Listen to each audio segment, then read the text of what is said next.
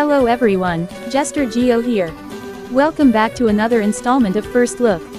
In today's video, I wanted to talk about Goatman, as both the trailer and test server have come out for him. I actually had an opinion already made up after watching the trailer, but I wanted to wait until the test server releases just in case my opinions changed on him.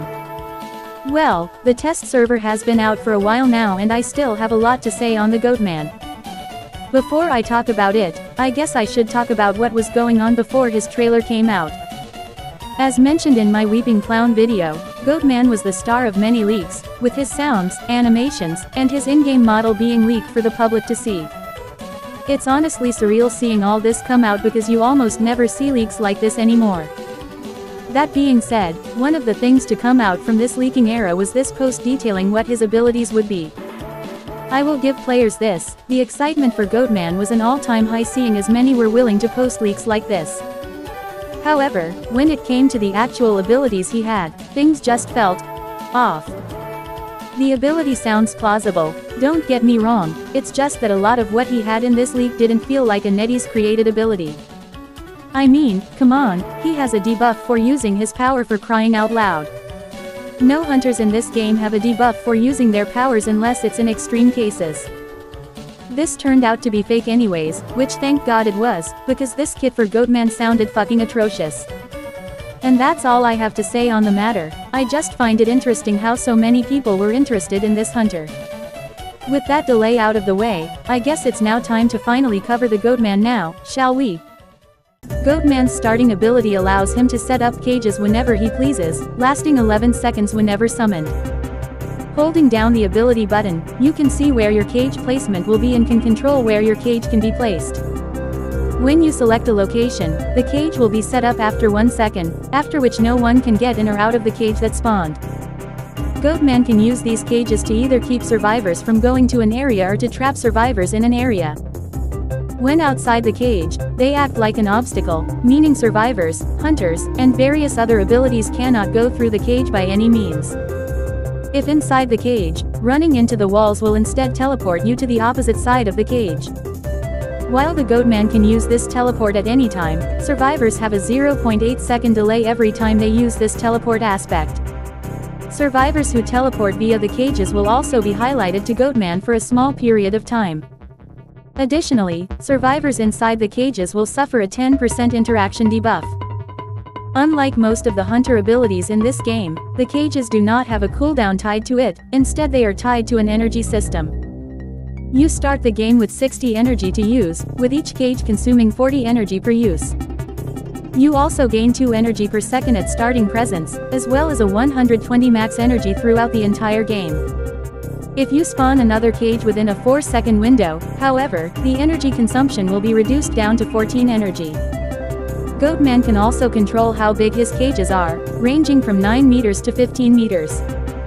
These cages do have their drawbacks, however, starting with the damage he does with or without cages.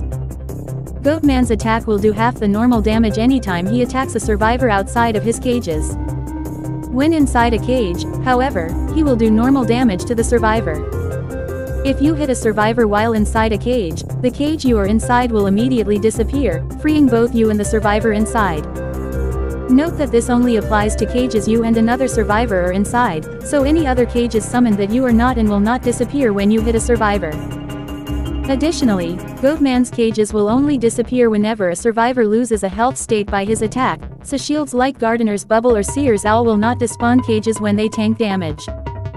Key note before moving on: since Lewis counts as a temporary health state, he will also cause the cage to disappear immediately whenever he gets hit.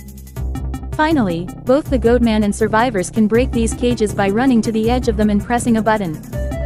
Goatman breaks cages significantly faster than survivors do, however the cage breaking speed of survivors is faster when next to a chaired survivor. Cages broken will automatically cause the cages to disappear, similar to normal hits inside of the cage. And that wraps up Presence 0, not a lot of buttons to memorize like Ivy, but still a lot to take in with his cages. For Presence 1, Goatman gains a backstep ability, allowing him to jump backwards. You have 2 backsteps to work with, each of which taking 18 seconds to recharge per use. Goatman will jump backwards whenever using this ability, during which he can place cages down. This ability seems to only stop if you collide with an obstacle or you cancel out of it into an attack. Because of these two factors, you can place down cages in order to traverse the map quickly. For final presence, Goatman's energy recharge is increased to 2.5 energy per second. And that's all there is to say about Goatman's kit, a lot more simpler than a lot of the more recent Survivor or Hunter kits. I'll go over more nuanced stuff later on in this review, but for now, let's talk about the Hunter. Before getting into anything, I do want to point out that I think he looks like an extremely fun hunter to play as. Hard as shit, don't get me wrong, but the cages and how they work just seem like a fun tool to mess around with. It's very much why I'm happy the fake abilities in the leak turned out to be fake. No offense to the person who made the concept, but it just didn't seem very fun or rewarding from the sounds of it. The concept power sounded too finicky and too punishing, which is why I'm relieved that this wasn't what they went for. This seems like a hunter I will absolutely pick up after my video is over, and I can't wait to lab him out. However, that's less about meta and more so on fun. So what are my overall thoughts on Goatman? Well, remember when I talked about power gap and Netties making new hunters to counter meta survivors? Just from looking at this trailer, I sorta figured that Goatman was gonna be an extremely strong hunter. His presence zero already seem extremely powerful, essentially trapping survivors in an area Goatman wants to keep them in. Why is this such an important thing? Well, it's because it shuts down one of the strongest survivor types in the game right now, transitional kiters. Transitional kiters thrive off of moving from one area to another, keeping their distance, and staying away from danger via distance.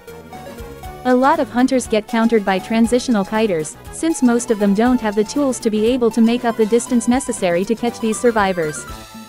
Even some of the meta hunters like Ivy and even Opera can struggle against transitional kiters, especially if it's a survivor who can go in the air, such as Arrow or Patient. However, Goatman doesn't need to deal with these roles thanks to the cages and their functions. You can simply place a cage as a survivor tries to use their distance pulling item and essentially stop them or ambush them. You don't even need to trap them to make this work, as the outer layers of the cages act like walls as well. This means you can shut down any area you please by simply putting a cage down, forcing a survivor in a way worse area. Will this counter all transitional kiters? Absolutely not. Lawyer is considered a transitional kiter in my eyes, and I feel he would do well against Goatman because of his buffs. However, most of the distance-pulling survivors just won't be able to shake off Goatman as effectively, which makes them far weaker in the meta. That's not to mention all the little things that makes going against Goatman 10 times harder, which we'll get to in a bit. Another survivor class that will take a big hit thanks to Goatman will be the harasser role. Harassers are important for buying time for the team and saving survivors from being placed on the rocket chair.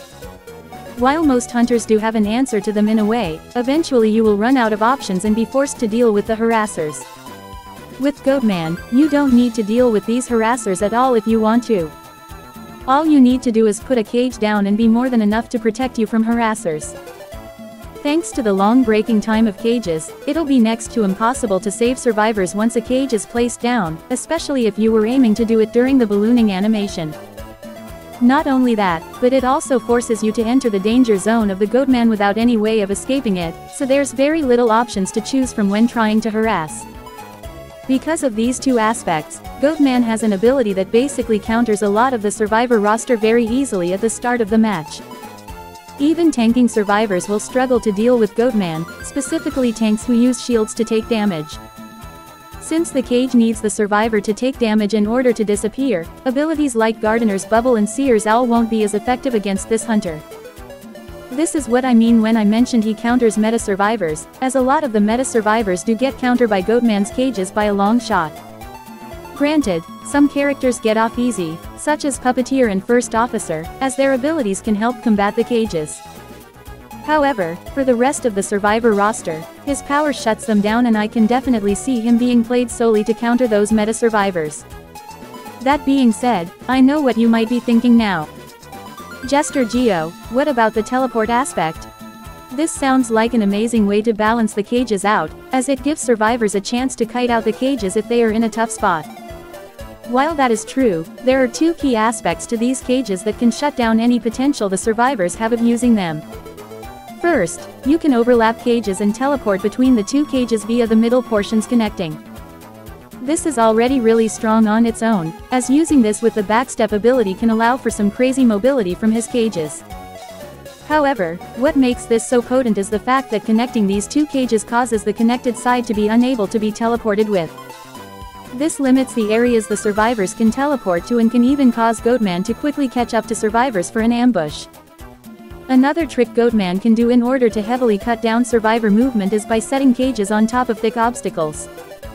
If the border of the cage is covered by a thick obstacle, you will not be able to teleport to it using the other side period. This means you can theoretically create death boxes for yourself, trapping survivors in a bad area while giving them no chance to escape. They would either need to waste their resources to keep alive or take the L. On top of the cages being so good, he also has really good base stats. Like, I'm not even kidding, this man has the best normal attack in the game. To put into perspective, his attack range for his normal attack is 4.17, which is only beaten by both Wuchang White and Feaster's charged attacks. That's not to mention that it has a fast startup, low end lag for missing, and a semi-fast recovery speed on top of it. Not only that, but his base stats for chase are also really good, having a fast vaulting and pallet breaking speed, the second fastest movement speed in the game, and a OK stun time.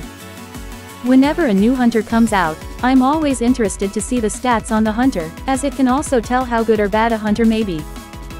However, I think the fact that he has insanely good stats on top of having an extremely good ability only further proves my theory that he will be an extremely strong hunter.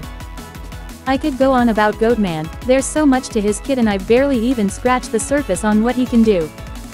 I haven't talked about his window or pallet lock anytime his cages overlap with a window, his cages interactions with floors and basement, his chip damage, backstep, final presence, and many more.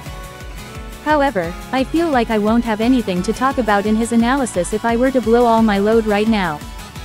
Besides, these videos are meant to be me giving my first impressions on the hunter and how they will stack up in the meta. So overall, I think Goatman will be an extremely strong and versatile hunter to play as. His stats will make dealing with kiting areas a bit easier without his cages, while his cages can help him shut down both transitioning and harassing. His mobility will also be insane thanks to these cages, alongside his camping, which I have not mentioned yet. That said, I do think, like Opera, he is not gonna be the easiest hunter to pick up and master. While these cages can be used to your benefit, they can easily be used against you if you don't know what you're doing and the survivors do. You might be frustrated when playing him and I can 100% understand if that happens. However, I still believe the struggle will be worth it when he's finally mastered. He has a ton of potential on his hands and I cannot wait to see players cook with that potential. That's all I have to say on Goatman, I am very much looking forward to his release. We'll pick back up when Goatman officially releases for everyone to buy, so look forward to that. Until then, thank you so much for watching and I will see all of you next time. Hold it!